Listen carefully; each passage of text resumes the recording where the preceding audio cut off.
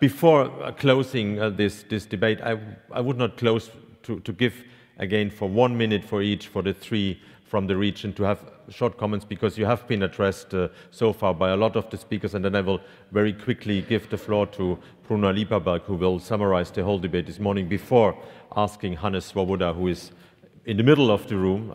I'm very happy that you're sitting in the middle, closing the debate for this morning.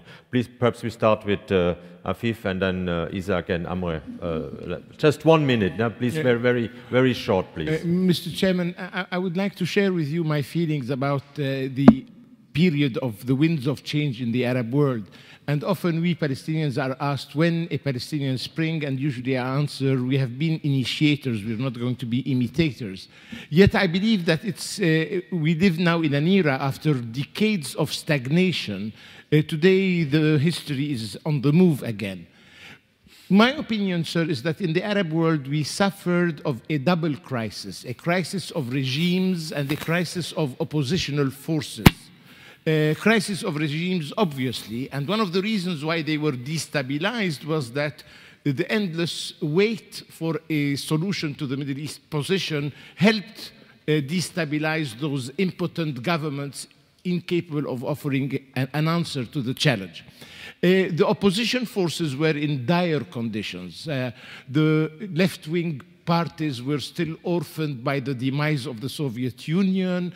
The Nasserist pan-Arab movements were still orphaned by the death of Abdel Nasser in 1970. The liberal forces were not organized as such as a school of thought, and the only organized with grassroots support was the Islamic tendency.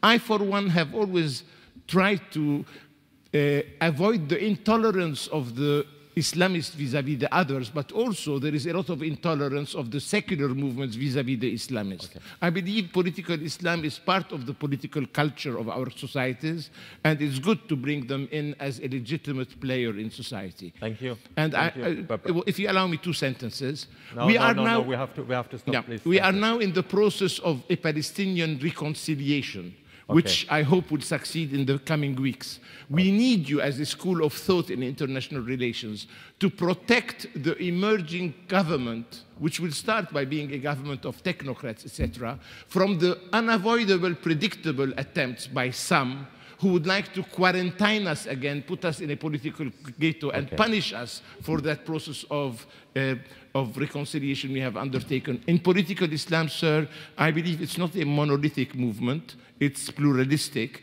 and within political Islam there are democratic and modernist tendencies we need to encourage. Thank you. Thank you. Isaac? Okay, very important comments were mentioned throughout, and what is clear for all of us is that the region is going huge historical changes which need to be met not with the old language, old rhetoric and old paradigms, but with new, fresh ideas. I could argue with my friend Mr. Safieh on almost every point he mentioned. I don't think it's correct.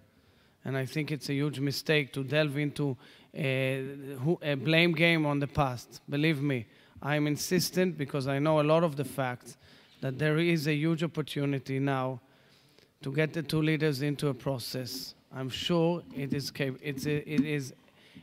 possible. I'm in the opposition. I had the largest faction in the opposition. I'm not here to represent Prime Minister Netanyahu, but I'm trying to explain the Israeli vision and point of view and what people think. This is why people should understand, first of all, the facts before they shoot from the hip with all sorts of ideas. On another issue, I never said that one should take military action on Syria. I said there should be a convergence of interests that works together of all the neighbors of Syria and friends of Syria. I think it's a huge opportunity again where the EU could serve as a benchmark and a switchyard of ideas and get people together. And finally, unequivocally, the whole notion of social justice is, first of all, a call of duty to make it clear that there are topics that interest human beings way and beyond conflict issues. It's a natural behavioral mode of human beings. It doesn't mean that you can't shape history with it. Rabin won the elections only on economic issues. Barack won the elections only on economic issues. And therefore, you should not say to us, look, it's connected to this policy or other. We know it. Okay. But all I'm trying to say is that it falls ripe into the hand with what you see and hear. The victory of François Hollande in France gave us hope that there will be another wave or a new wave that will also influence us back home. The global village influences Israeli internal politics. It is clear. And what I'm trying to explain is that there is an opportunity here that the EU should not kind of ignore, but understand that it can actually enhance and foster. Thank you. Thank you. Amre? Well, thank you. I'll take 3 or 4 points. First of all, this point insisted upon by Mr. Herzog, the question of negotiations. The question of negotiations, in fact, has proved to be a process of deception and of wasting time. So I don't think that the invitation for negotiations will work. The history of negotiations between Palestinians and Israelis proved to be a failure. Therefore, we'll have to find a different way forward. But if the Israeli government and the Israeli society would accept what they should accept, that they should stop building settlements, stop their actions in Jerusalem, then there will be an opening. Another point is that the Arabs have a peaceful initiative. The Israelis don't have any peaceful initiative, any initiative at all that has to do with peace. So what are we going to negotiate? On what basis the Palestinians are going to negotiate?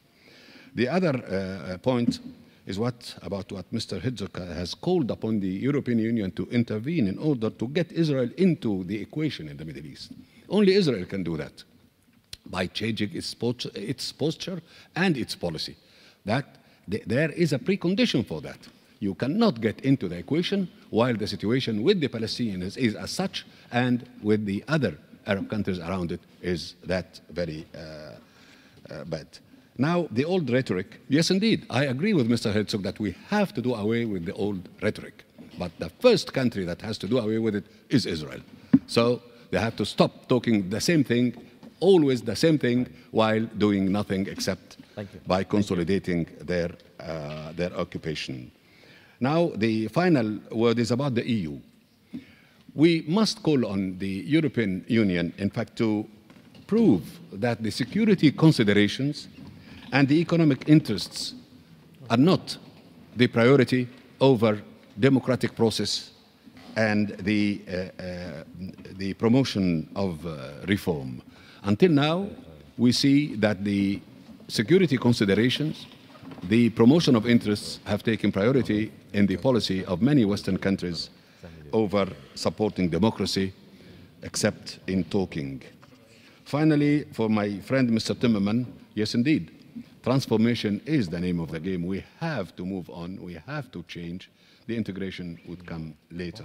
But the basis for that is we want to solve our problems in order to have a new area, a new horizon in the Middle East. And we can do a lot if we can really seriously consider a new regional system, a new regional security, and at the same time solve the Palestinian question that would, in fact, militate in favor of your democratic social democracy. Thank you.